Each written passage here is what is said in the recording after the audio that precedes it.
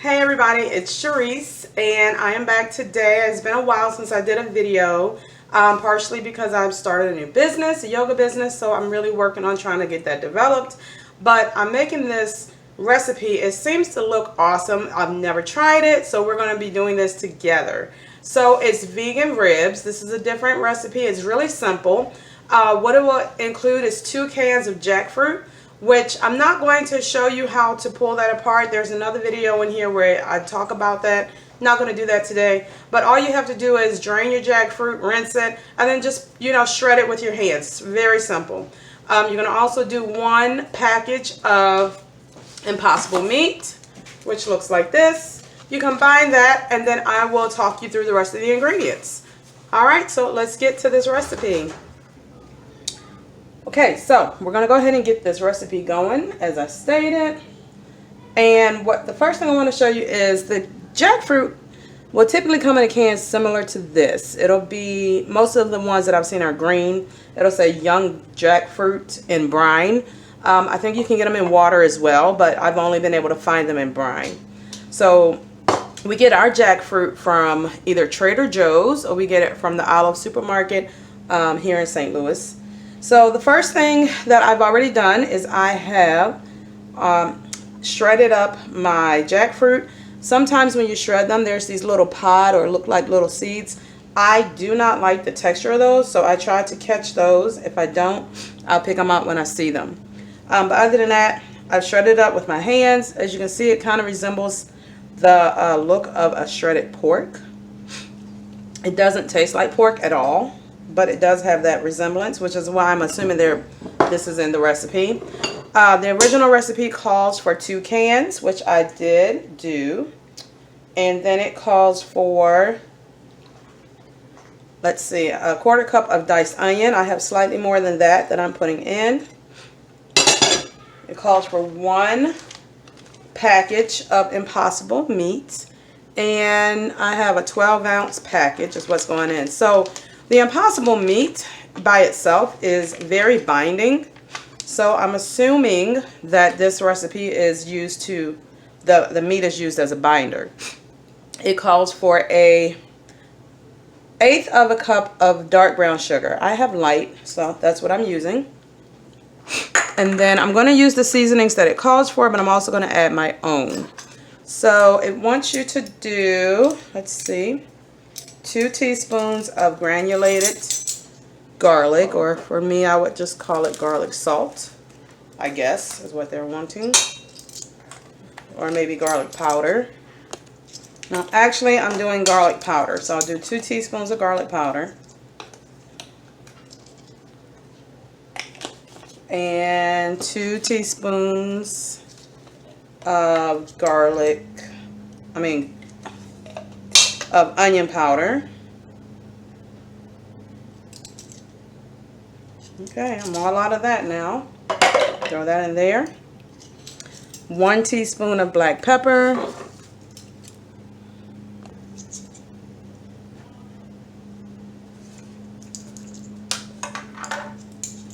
And 2 teaspoons of smoked paprika, which is one we get from Trader Joe's.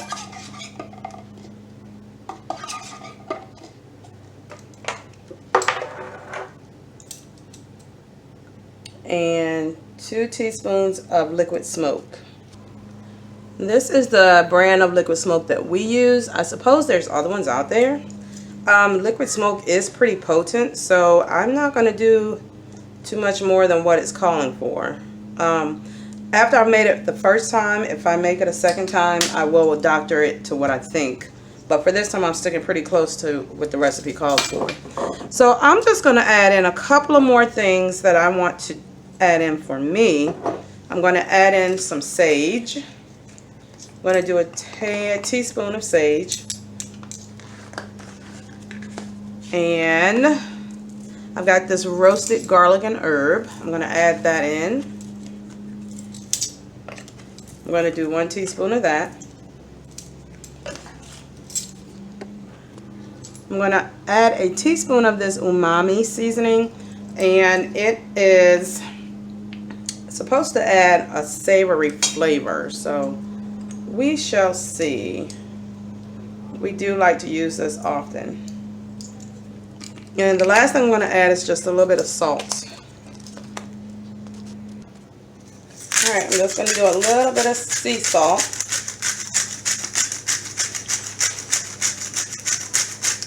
Alright, then I'm going to mix it up. So I have already turned my oven on. It's already preheated to 375.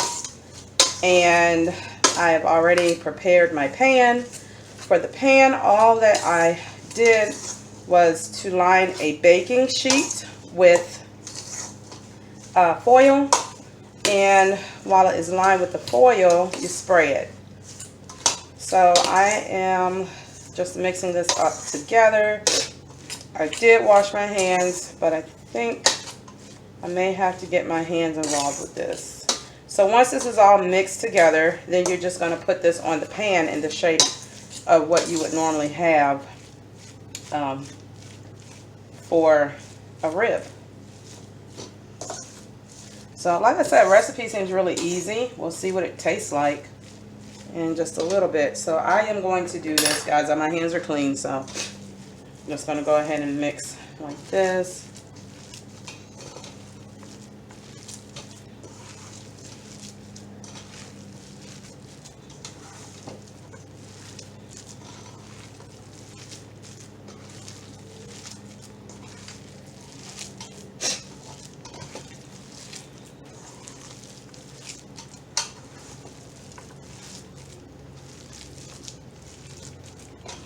Okay, so I think it's time to grab my pan.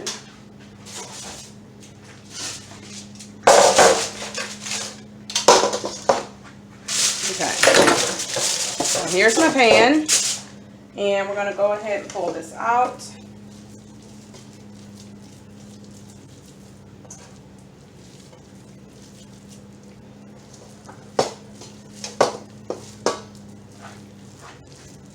Alright, and I'm just going to shape it so that it looks kind of like a rib, or a rack of ribs rather.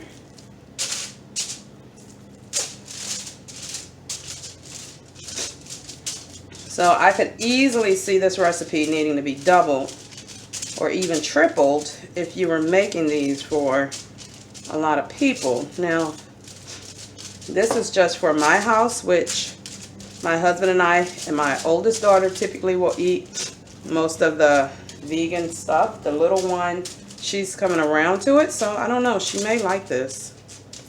So we will see how this goes over today, and then decide when I make it again how much to make. Okay, so this is all that I'm going to do. I'm going to go ahead and pop this in the oven for 1 hour and 10 minutes. Alright, so I took this out at 1 hour, and then I put or spread my barbecue sauce on top of it, put it back in the oven for about 10 minutes, and now I'm just going to go ahead and cut into it.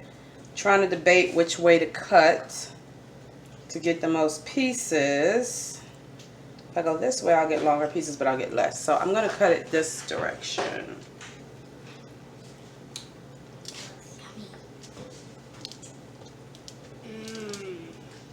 So far, they're holding together very well. The pieces, individual pieces are.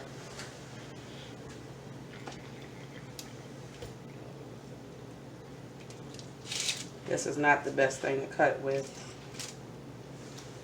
So, yeah, if we make these again, we definitely are going to have to double this recipe, because I can see now if they taste like what I hope they taste like. We only got 1 piece per person.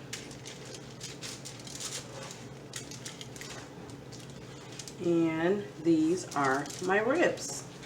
Alright guys, so I will let these cool off for a moment, and then we will taste them and let you know what we think. Alright, so this is my daughter Alanis. So she has taken a piece. Let's see if we can look at the way it looks. Yeah, it looks good. Okay, so go ahead, taste the piece, let us know what you think. Oh yeah, it's just come off the pot. It's hot, she said. I like it's good. You like it? Okay. Ava, you want? All right, so Ava's gonna be a champ today. She's gonna give it a try. You ready? Yeah.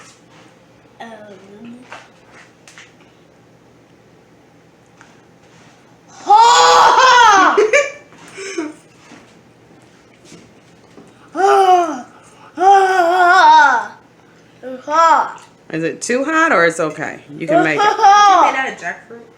Yeah, it's a jackfruit and impossible meat. Well, other than being hot, how is it? Good. Good? I will have a hot cocoa. Yep. All right, so this is Marlon's trying it. Go ahead. All right, we're gonna see what you're talking about.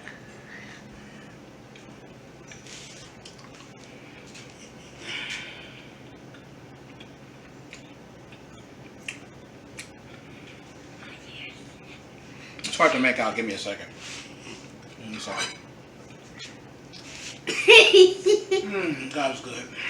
He loves it too much. Oh, God is great. He said he loves it too much. Mm. Yeah. Okay, so what do you taste? What does it taste like? The texture, taste. So the texture. Look at the camera. Oh, yeah, right. Hello. The texture.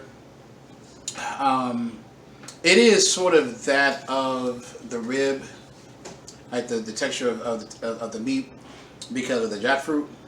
The meatiness comes from the impossible meat, but it makes a good blend. Tastes really well. It's good. I'll say this: we're going back to the store tomorrow to get some more impossible meat and some more jackfruit to make this again. This time the grill master is going to put it on the grill. All right. So don't forget to subscribe to our channel so that you can witness great recipes like this. Until next time, God bless.